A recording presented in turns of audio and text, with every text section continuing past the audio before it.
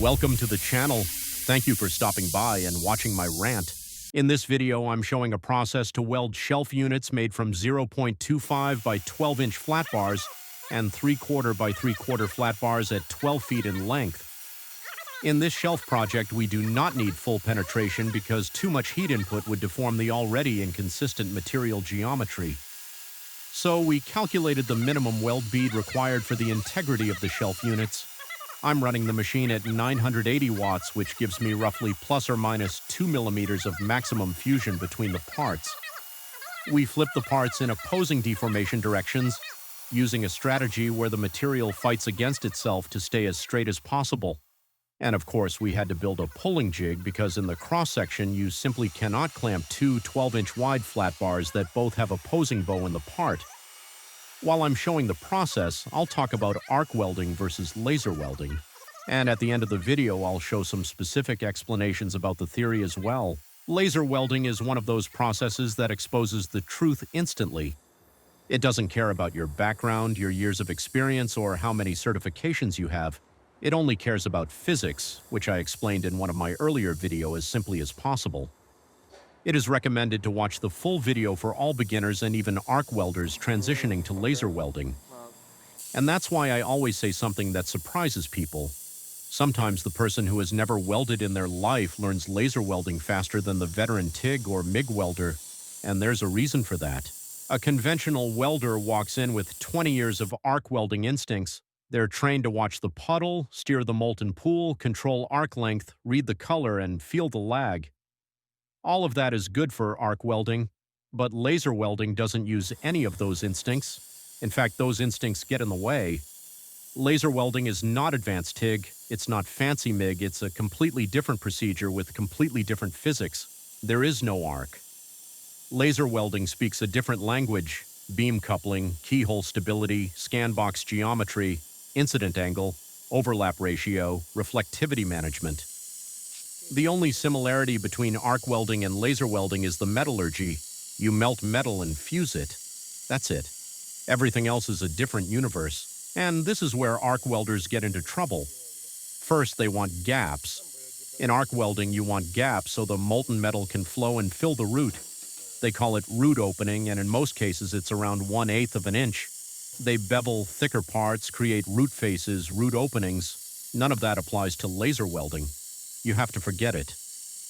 Welders coming from arc welding walk up to a laser welder and instantly stare at the melt pool like it's a conventional process. That's wrong for more than one reason. First, the melt pool in laser welding doesn't give you the same feedback.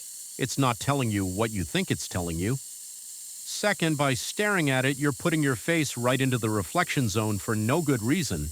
You're putting your face into reflected coherent light and specular reflections, and that's not vitamin D in any form. You're exposing yourself to energy you don't need to be anywhere near. If the laser is set to the correct parameters, the melt pool is not your guide. The only thing you need to watch is your scan box. That's the heart of the process. The joint profile dictates where and how the scan box must be oriented, the overlap, the wobble pattern, the energy distribution, and the stability of the keyhole. If your scan box is in the right orientation, your weld will be code-worthy. If your scan box is in the wrong orientation, nothing you do with your eyes will save it. Laser welding is a scan box geometry-driven process. It's math, optics, and timing based on physics. And that's why I wrote a simple rule-based system, almost like a spreadsheet that tells you exactly what angle to use based on your wobble width and your material thickness. If your wobble width is equal to or greater than your material thickness, you can run a T-joint or a lap joint at a 45-degree incident angle. If your wobble width is smaller than your material thickness, you drop to a 30-degree incident angle. It's a basic rule that applies to all weld profiles. It's geometry. These are rules you can actually use on the floor. This is not theory. These are operator-proven facts. The preset parameters in your laser welder, regardless of brand, are baseline recommendations. You can tweak them to your preferences. Those presets are tuned for lab performance.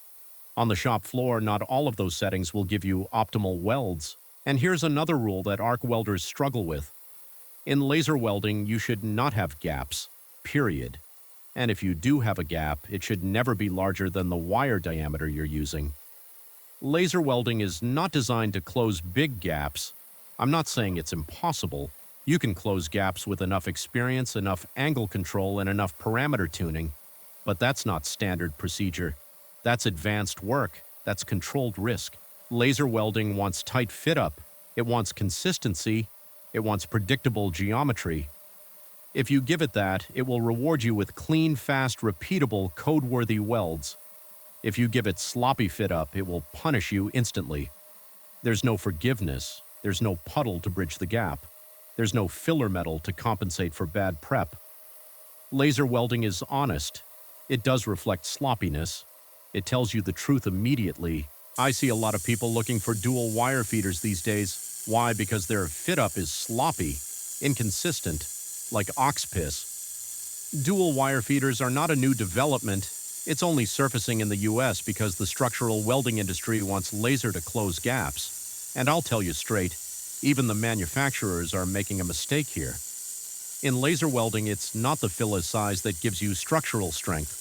Structural strength comes from achieving 100% fusion between the parts. That's where scan box geometry matters. Manufacturers are trying to avoid user failure by dumping more wire into the joint. Systems like this have been used in Asia for a long time.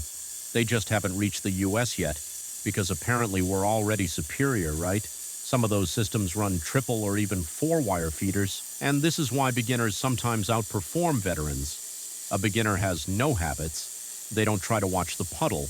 They don't try to steer the pool. They don't try to apply arc logic. They just follow the rules: correct angle, correct wobble, correct overlap, correct fit-up, and the laser rewards them. Meanwhile, the experienced welder is fighting their own instincts. They're trying to read a puddle that doesn't behave like the puddle they know. They're trying to fix problems with techniques that don't apply, and the laser punishes them for it. Laser welding is a discipline. It's a process where the setup matters more than the hand skill. If your parameters are correct, your weld will be correct. If your parameters are wrong, your weld will fail no matter how good you are. That's why I keep saying, stop watching the melt pool. Watch your scan box. Watch your geometry. Make sure your fit-up is top-notch. That's where the good weld is. And once you understand that, laser welding becomes simple. You follow the rules. You respect the physics. You don't try to force arc habits into a laser process. You let the machine do what it was designed to do. And when you do that, the results will speak for themselves. And just to show you what a normal production looks like, let's run the numbers. Each shelf unit is 144 inches long and takes 8 full runs. That's 96 feet per unit. We build 8 of these a day, so that's 768 feet of welding every single day. We run 5 days a week. That's 3,840 feet per week. Over a full year, that's just under 200,000 feet, about 38 miles of weld. Now stretch that out over 5 years. You're looking at almost 1 million feet of weld. That's 189 miles of laser welding. On another project, we welded 30 feet aluminum I-beams to aluminum plates, 2 runs per I-beam times 32 beams. The total weld time was close to 12 hours, and in total 960 linear feet of welding.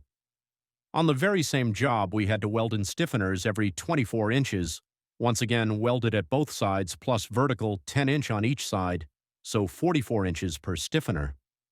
That adds up to another 1,760 linear feet of welding. The total project was done in a single week. This is why I talk the way I talk. When you weld this much, the physics either work or they don't. The setup is either right or it isn't. I welded these parts without cleaning them on purpose, and this is what happens: pinholes everywhere. There's no dedicated code book for laser welding, but if we want weldments that would pass a structural code, AWS D1.1, Table 6.1, Item 8 is the benchmark. Under D1.1, this is classified as piping porosity, and the code is extremely strict about it. There's no allowance per square inch. You're limited by count, diameter, and total length, and in some weld categories the limit is 0, so even a handful of pinholes in a tiny area, like the 5 here and the 3 over here, is already a reject. This is why cleaning matters. Not because I say so, but because the code doesn't negotiate. People like to say laser welding is magic. It isn't. The metallurgy is the same, but the physics of the heat source is completely different. A laser isn't a heat source by itself. The metal becomes the heat source when it absorbs the laser. Different physics, different tool, same consequences if you don't prep, clean, and keep the gap as close to zero as physically possible. If you're welding a bike frame and your scan box is not following the joint configuration, and/or you see pinholes in the weld, that's not cosmetic. That's a structural defect. A bike frame isn't a decoration. It flexes, twists, vibrates, and takes impact every time you ride it. Those tiny holes act like little cracks. And under repeated load, little cracks turn into big cracks turn into broken welds turn into you hitting the pavement. Laser welding doesn't save you. TIG doesn't save you. Nothing saves you. If the weld has pinholes, the weld is weak. This is why cleaning, prep, and tight fit-up matter. If you don't clean it, if you leave gaps, if you rush the joint, the weld will fail. Not maybe, it will. No matter how many times you bend test it in a vise and think it's strong, that means nothing on moving parts. On flexing tubes and real-world vibration, fatigue shows up fast if the weld is full of pinholes. Bad prep equal to pinholes, pinholes equal to fast failure. Here I'm showing a V-groove. Often people transitioning from arc welding to laser welding make this first mistake and try to test it the same way.